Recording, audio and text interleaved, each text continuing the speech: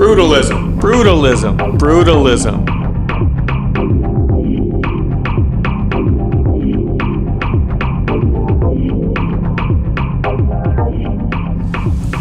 Brutalism. Yeah, I said brutalism. Brutalism is a form of architecture that primarily uses concrete as its main building material. Therefore, you'll see these buildings have a lot of exposed concrete on the exterior of the building and the interior of the building.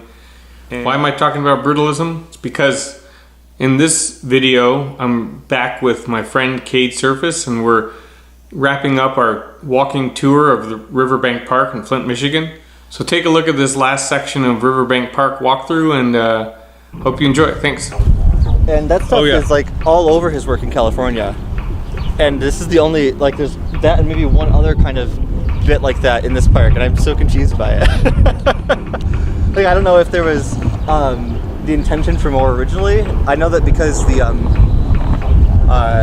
Army Corps of Engineers did the construction work here, that a lot of people at his firm were pretty unhappy with the final outcome because they wanted a little bit more finesse, I think, to the final finishes of what the park was.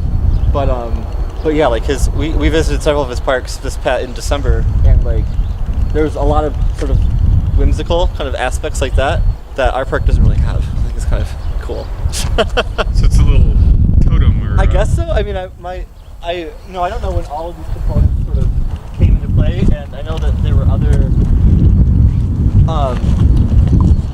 projects happening around town. Like the bridge wasn't part of his original design. That was sort of put in by the original Carriage Town neighbors. Oh yeah. But they were all kind of intended to go together. Have you been back at in Windmill, like the Windmill Place? No, not. I mean, just driving by and peeking, but not spending time. So there's that big kind of concrete thing, and that was a fountain. Was that? But not how. No, but there's.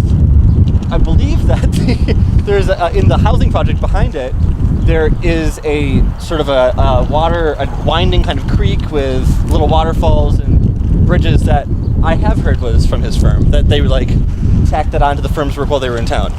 Okay. And that is still in pretty good shape because the city owns that property, and it's like part of public housing, under the public housing authorities. Okay. I guess jurisdiction, and they've done a decent job. But I've been able to find a couple of articles that reference Halpern's firm as being involved in that project, but I haven't been able to find anything as substantial as the stuff in the park. What about, do you know Stepping Stone Falls? Yeah, that's a knockoff of Halpern's work. Is there a credit to an architect? I think that there is. I'm sure that there is. I remember having that same thought and looking it up. But it was done. I was doing a little Googling and I couldn't find. It said architect unknown. Oh, really? So I wonder if there was nobody wanted to claim it because they knew they were gonna knock it off. Right. We had spent quite a bit of time in the Flint archives, like going through microfiche and kind of looking up names and stuff. So I remember finding one at one point.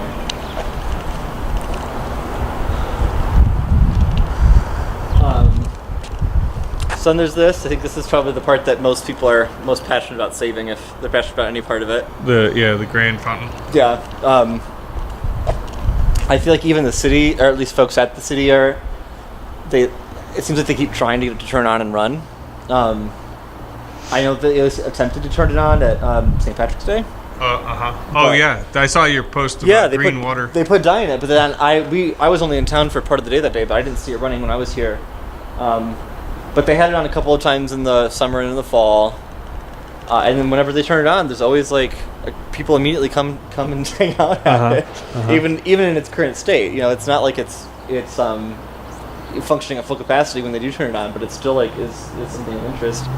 The water. So same thing. If you look at where the water is, it would have lapped up right to here. Yeah.